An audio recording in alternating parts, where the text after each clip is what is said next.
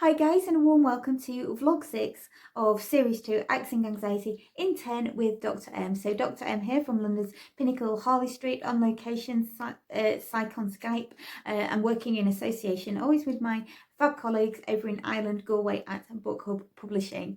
So today we're taking tea, our second tea, and the aspect I'm going to take here is toolkit, because this is what I recommend that you always have and work through at hand and practice the techniques, because there are tons of ways that you can remove surface anxiety, but also dig deep to remove the roots and rip them out, because that will always remove anxiety for good. And there's also methods on how to safely get off antidepressants, so you don't have to have a lifetime of those at all. As I said, we can get rid of anxiety for good. And if any natural anxiety creeps in, because that's the case sometimes, there's overwhelm and we all get busy in life, so there's lots of reasons. And like I say, I've always been very intuitive, so sometimes clients will walk into rooms and they're full of anxiety, so straight away I will feel that, so I need coping mechanisms on how to deal with that too. So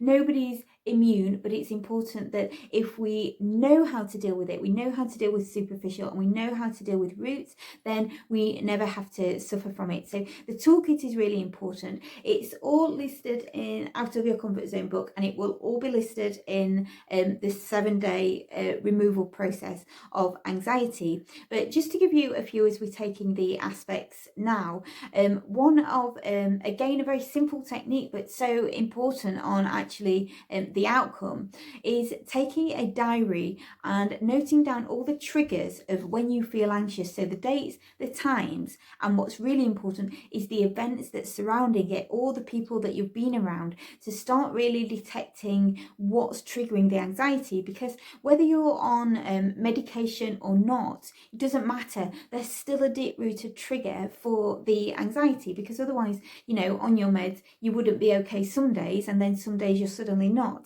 So it's really important you strip things back and you start looking at what those actual triggers are and noticing the patterns. So get yourself a nice diary, something easily laid out that you can work with, and as I say, times, dates, events, and the kind of people that you're around. So not just noting down when you feel bad or anxious, but also noting down those days that you feel particularly good, and you maybe feel anxiety free if some days you actually don't feel as much intensity. Note those down so you can start tracking the patterns. And it's really interesting then when you do feel okay to actually read through it and notice where those patterns are. Generally speaking, it can help to have somebody objective to go through it with you, so somebody like myself or a good therapist, or even somebody that you can trust, a friend, a parent, somebody that's can be pretty objective and also very sensible as well, to help you look at those patterns. So that's one good tool. Another one is also looking, this is another superficial one, but noticing more about your body. So taking notice what it's telling you and where things are actually manifesting. So if you just begin to relax right now, so slow your breathing down. You may even want to close your eyes because it might help with this, but actually notice where the anxiety is. So is it in your stomach? Is it in your throat? Is it as a burning acid, or is it manifested as a headache? Just close your eyes, relax, and notice where your anxious feelings are. And then if you can actually give that a shape, a size, and a colour, start to notice what is the anxiety, where is it manifesting in your body, how is it manifesting? Is it even IBS? Is it knots in your abdomen? But really begin to notice that and notice those feelings. And what you can do as a surface level technique to help just remove it and just ease those feelings is to actually start shrinking the size of where you can detect that anxiety. So see it getting smaller and smaller and smaller until it reduces to a tiny pinhead. And whatever colour you've given it, just see that colour getting lighter and lighter and lighter. So that's a light, very small version of what you can see. And just see that easing in intensity as well. And then begin to see it actually travel either up or down your body traveling around, ready to exit itself at a particular exit point. So that might be through your nose, you can sneeze it out, or it may be a big exhale, which is always a good one to actually blow it away. So see it obliterate. Or maybe it travels down your arms and travels out of the palm of your hand, so it just releases. Or maybe it travels right to the end, to the tip of your toe, and you just kick it away. Or even right down to your finger, and you can just flick it away.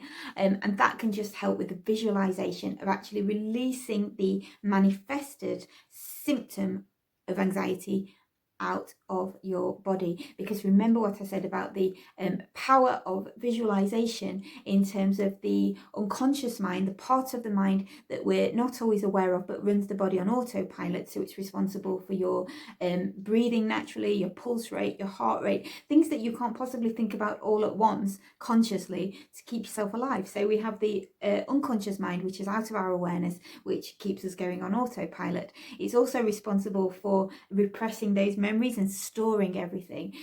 So hence it's the unconscious mind that comes tapping on your conscious mind to tell you when something's wrong. That's the anxiety that we say, again, is a good thing. However, those symptoms that manifest within the body from all that adrenaline that's produced from what your mind actually tells your body, that's not a good thing. That's harrowing, that's awful. So some techniques like that can really help, because as I said, the unconscious mind isn't aware of what's real and what's not real if it's visualized clearly enough, with enough specificity and clarity. So when you can use all your senses to visualize something, so sight, sound, smell, taste, what you feel, if you can use every single sense in your body, that's giving clarity to the visualization. So therefore the mind doesn't know what's real, a bit like a vivid dream, when you might wake up in the morning having perspired all night, or you might wake up crying, you might wake up laughing. I know I laugh in my sleep.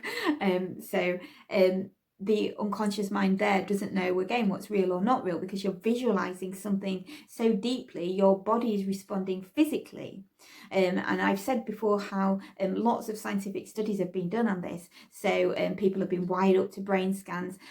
So some people that have been doing, say, physical exercise have been monitored how many calories they've been burning, and people that have just been visualizing clearly doing physical exercise have been monitored how many calories they've been burning. And guess what? They burnt the same amount of calories from somebody physically doing exercise and somebody vividly imagining the exercise.